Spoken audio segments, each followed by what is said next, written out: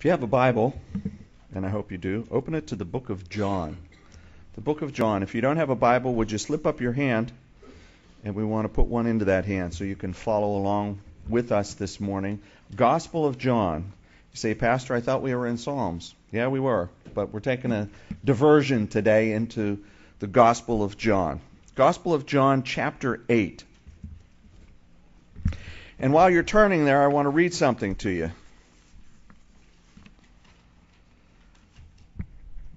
The unanimous declaration of the 13 United States of America, dated July 4th, 1776. When in the course of human events it becomes necessary for one people to dissolve the political bands which have connected them with one another, and to assume among the powers of the earth the separate and equal station to which the laws of nature and of nature's God entitle them, a decent respect to the opinions of mankind requires that they should declare the causes which impel them to the separation. That's one sentence. We hold these truths to be self-evident, that all men are created equal, that they are endowed by their Creator with certain unalienable rights, that among these are life, liberty, and the pursuit of happiness.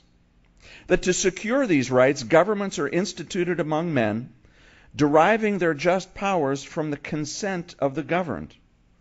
That whenever any form of government becomes destructive of these ends, it is the right of the people to alter or to abolish it, and to institute new government, laying its foundation on such principles and organizing its powers in such form as to them shall seem most likely to affect their safety and happiness.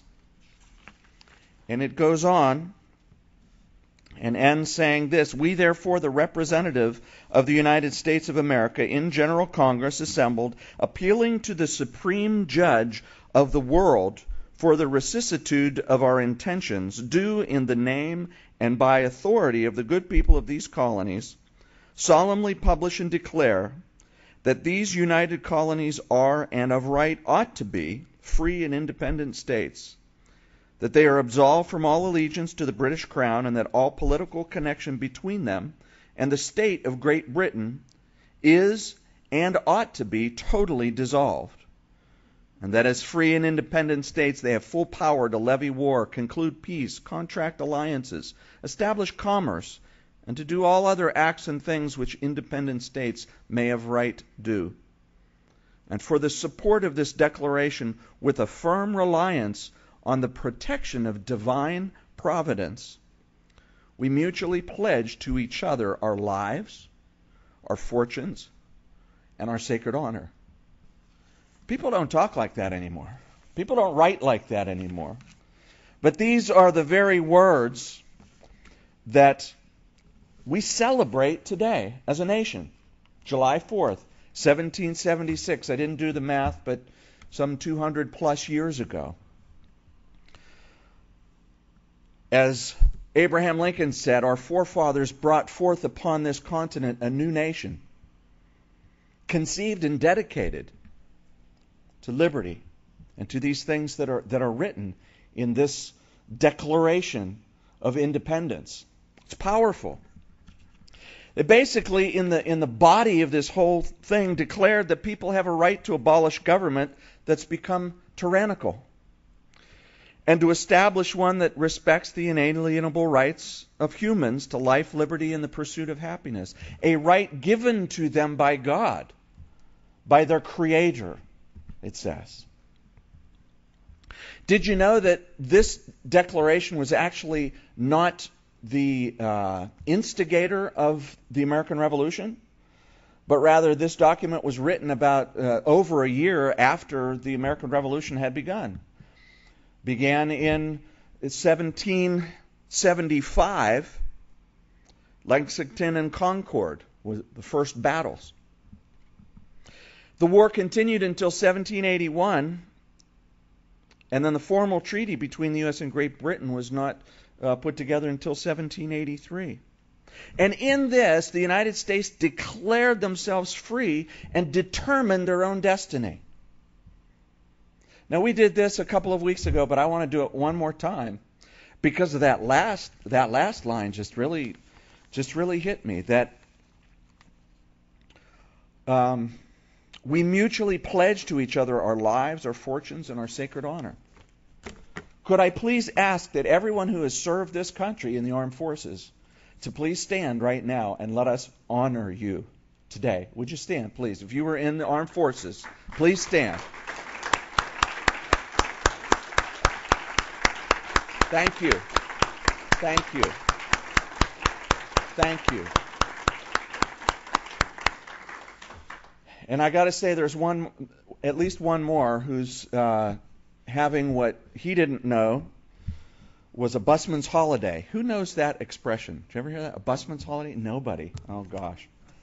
Must have been my grandmother's expression, not my father's expression. A busman's holiday is when someone who drives a bus for a living on his day off goes somewhere and takes the bus to get there. Right?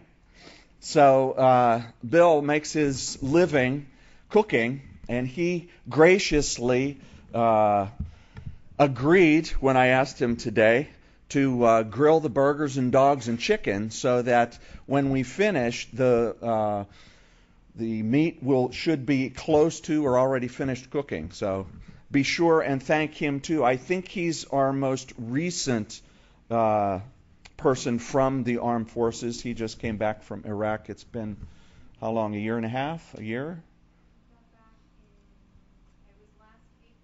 Last April. Okay.